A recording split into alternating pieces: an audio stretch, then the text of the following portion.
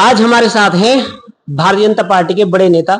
आज इनसे हम जानेंगे क्या है मीरापुर के चुनाव का हाल। जी सर, कैसी स्थिति है सर?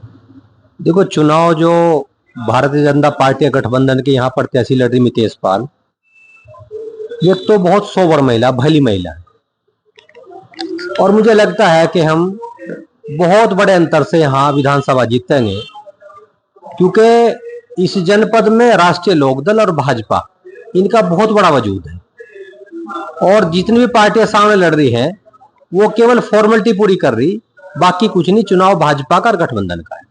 सर, कल आजाद समाज पार्टी के प्रमुख चंद्रशेखर ने भोपाल में एक बड़ी मीटिंग की जाट समाज के साथ में। जी जी। और बहुतात्म जाट समाज उनके साथ जुड़ा हुआ था जी। इस बारे में क्या कहेंगे? मुझे तो ऐसा लगता है कि जो जाट समाज के नेतागण हैं जो दूसरी पार्टियों में काम कर रहे, कहीं ना कहीं उनके परिवारों की वोटें और विशेष रूप से जो हमारी बहनें उनके घरों में हैं वे भी वोट भाजपा को ही देंगे, क्योंकि जो सुशासन है, जो कानून व्यवस्था है, बहुत बड़ा सवाल है।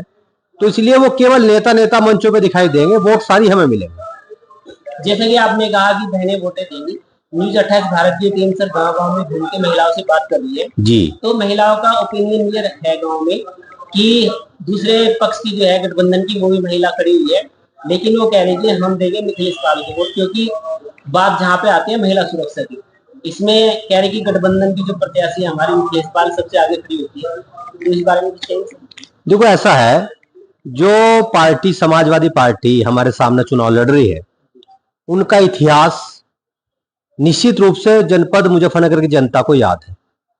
2014 से पहले यहाँ की स्थिति क्या थी, यहाँ सरेआम हाईवे पर बलात्कार हुए हैं और कहीं ना कहीं उस परिवार का नाम प्रमुखता से उस चीजों में आया है।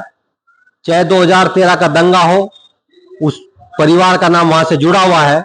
तो मुझे लगता है कानून व्यवस्था और सुरक्षा को देखते हुए बहनें और यहाँ का समाज निश्चित रूप से भारतीय जनता पार्टी और राष्ट्रीय लोकदल गठबंधन को ही वोट देगा।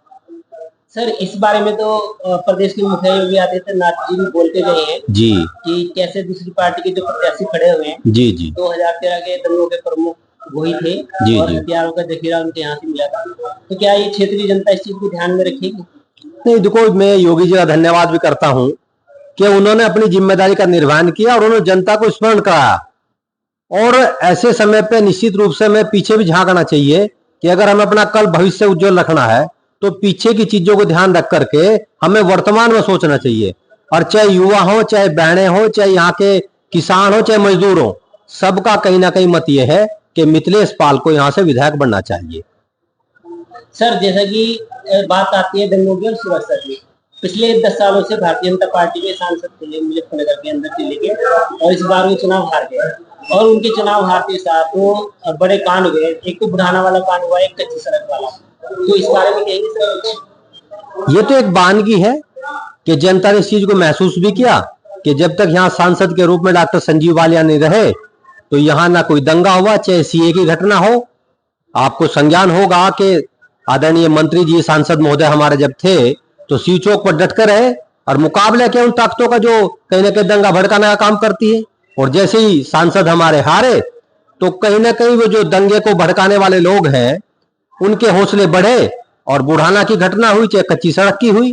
तो निश्चित रूप से जनता को ध्यान रखना चाहिए कि इस जनपद का माहौल तभी ठीक रहेगा जब यहाँ जिम्मेदार लोग होंगे और भाजपा और राष्ट्रीय लोकदल के गठबंधन के लोग यहाँ से जीत के जाएंगे।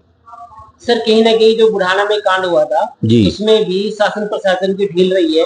उन्होंने एफआईआर वगैरह दर्ज नहीं की दंगाइयों के ऊपर और डॉक्टर संजीव बालियान के दखल देने के बाद ही उनकी कार्रवाई चालू हुई है। इस बारे में नहीं, बड़ी संख्या में लोगों पर एफआईआर हुई है और कहीं ना कहीं कई बार लोगों को मुखालता हो जाता है समुदाय विशेष के लोगों को कि अब तो सांसद हमारा है, इसलिए उनके हौसले बढ़ जाते हैं। लेकिन आपने महसूस भी किया होगा कि जैसे ये विषय हुआ, डॉक्टर संजीव बालियान ने तुरंत जिम्मेदारी का निर्वहन किया, मौके पर गए, पीड़ित परिवार से मिले और प्रशासन ने भी बड़ी संख्या में एफआईआर दर्ज की है। बड़ी कार्रवाई होंगी और मुझे ऐसा लगता है कि इस घटना के बाद पुनः वो लोग सिर नहीं उठा पाएंगे, ऐसा मुझे लगता है।